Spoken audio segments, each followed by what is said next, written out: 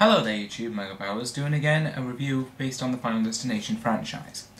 Now if you remember, I said at the end of the Final Destination 1 review that I thought it was a good movie and it was enjoyable to watch. So, yeah, there we go. That's review on Final Destination 1. Excuse me. Anyway, now I'm going to be doing a review on the sequel on 2003, directed by David R. Ellis, Final Destination 2. Now, at first, when I knew what the plot of the first movie was, it would have seemed a bit silly to have a sequel to it, because that's an idea that is kind of invented once, and to use it again, it's some ways a bit silly. But anyway, let's get into the review of Final Destination 2. Now, the basic plot of this movie, it's very, very, very similar to the first one, and it does have some very good... The film has quite a lot of references to the first one, not flashbacks, but like references in dialogue to the first one. Anyway, plot of the movie. It stars the A.J. Cook plays Kimberly, who is the main antagonist of the movie, and she has a premonition of a highway crash in which all of her friends die. Except what happens this time is that death is working backwards, so she sees her friends die last, not first, which is what ends up happening. She tries to get her friends off the highway, but of course her friends end up dying first in the premonition. She was only just saved by the policeman. Then of course what happens, the same thing as the first movie, everyone who got out of their cars on the highway basically gets picked up one by one until, you know, they all reach their final destination. So yeah, where to begin with this? I'm going to start off by saying that I didn't think this movie was bad. Put it that way. The first one was good. This one did have pros and cons. It did have a couple more... There were more things I think that worked than didn't, but there were a little bit more things that didn't, as opposed to the first one, if you know what I mean. So first I'll get into the acting, which in some ways was pretty mediocre. The acting in general was okay. It was decent. It wasn't great like the first. The first movie had really great actors in it. This one kind of had okay-ish actors, but... I mean, for example, A.J. Cook, who plays Kimberly, her acting kind of felt, she was kind of over the top in some places, not in all, she was alright, but she could have improved a little bit, you know. Sometimes she was over the top, and then she was kind of like, my friends died last, my premonition, not first. But I have seen worse acting, so to be fair, she was okay. She was decent. But she kind of sounded wooden in certain places. Even Ali Larter, who plays Claire Rivers, returns for this film. Her acting was better in the first movie than in this one. I have to say that she was quite wooden in places as well, and I was actually quite disappointed with her acting. You know, I think that the acting, in fact for most of the characters, the acting was decent, but in some ways it was wooden. There was one person who played a mother of a son, whose son dies before her, but when his son dies, she was kind of over the top and always depressed about it. I know that's what it'd be like I don't know if that's what parents could be like when their child dies, so not trying to be insensitive or anything. I understand that it's a tragic thing, but you would have kind of thought that, I don't know. There's some things about it, some aspects of the acting is a bit wooden. You think they would have, it's really hard to put into words. Put it this way, I just think the acting could have been improved. That's all I've got to say about that. Now, movie in general, what did and I didn't like about it? I'm going to start what I did like about it. There was quite a few things I did. One of the things I really liked about it was the fact that in general, the aim here was to take it to the next level. And although it's a bit iffy about using the same idea again in a sequel, it does have some good aspects of it. For example, the opening motor highway sequence.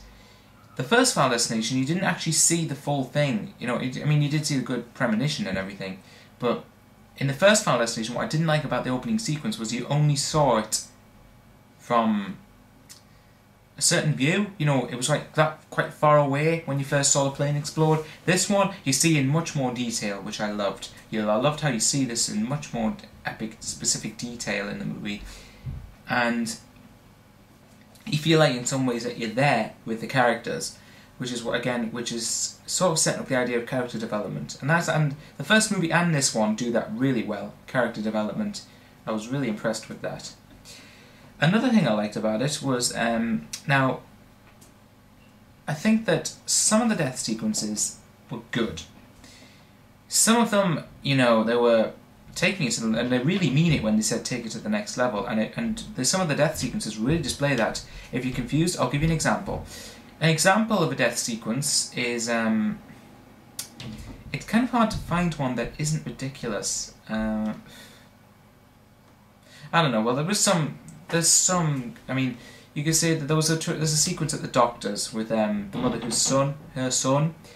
He's at a doctor's and getting examined and all that stuff, and of course he dies not long after coming out. But it was the way that sequence was set was, I think, really well done.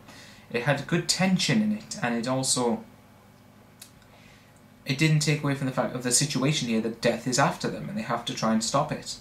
Now, the one last thing I did like about it, I thought that the ending was super. I thought that the ending of this movie was much better than the ending of the first one. It's like the last sequence when everything's been resolved, but the ending reminds you that it's been a fun. This film is much more of a fun ride than the first one. It doesn't take as seriously as the first one, but it's still a fun ride. And the ending really reminds you that. It was just terrific. The ending was done superbly in this movie, and I really give kudos to David Ellis and Craig Perry, producer of the movies, for four of them for that. Now let's get into the stuff I didn't like about it, and there is quite a bit of an amount.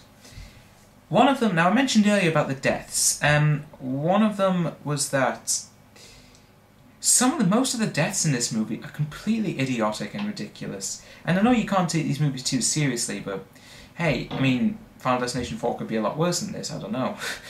It's directed by the same person who directed this one. But the second movie, the first movie had some silly deaths, but overall deaths that made sense. Filmed deaths that could happen in real life, if you're not looking. For example, there was a bus scene in the first one that was done really well. And it's also a death that could potentially happen in real life. This one, it kind of had some deaths that were over the top and just really silly and ridiculous. It was really... for example, one stupid example of a death sequence, and I mean a silly one at that. One of them was that there was the mother of her son. Now this is a mega spoiler here, so if you've not seen the movie, turn off now. If the mother, she was obviously distressed by the death of her son. So she decides to go and walk in an elevator because they have to meet in an apartment to try and... I forget, I'm not going to explain it. She walks into an elevator after a meeting in an apartment, and she goes there. She goes into the elevator, or the lift, I should say. And what ends up happening is that her hair gets caught in some little artifacts that some guy behind us holding, I don't know. And then she gets her head screwed off by the lift, by the doors. That slide against her as the lift's going up. I swear that is the silliest death I've ever seen in the Final Destination 2. That is of any deaths that are really silly, this would have to be the top of it. Why was it put there? It didn't need it to... I mean, it is gory. It is quite a gory scene, but you would think that, does it really need to be there? It's just kind of silly in some places. So, I mean, that was one of the silliest deaths I've ever seen. And again, some of the acting was pretty wooden in places, and some of the dialogue could have been written a little bit better. I kind of felt like the dialogue in the first one was put really well. It was probably because it was written by Jim Wong and Glenn Morgan, who did the first and the third one. But the second one was written by some other people, I don't know, but it kind of felt wooden in places, the dialogue. It could have been well improved and a bit better. So those are things I didn't like about the movie. In general, it's just as good as the first one. I know a lot of people may think, oh, well, you're a bit silly for saying that it's as good as the first one when it's repeating the same idea. Yes, it's repeating the same idea, but you can't take these movies too seriously, Well, not for now, anyway. I mean, you have to realise that in this movie specifically of the three movies, you have to realise that it's a fun ride, and you have to go along with it, and although it does have a bit of wooden acting, dialogue, and some deaths are over the top, I have to admit, but overall, it's a good movie, and I'm going to give it 3.5 stars like I did the first one. And, yeah. So, really, this one, just a bit better than the first one. So anyway, that's my review of Final Destination 2, and Michael Bowers signing out until I do my movie review of Final Destination 3.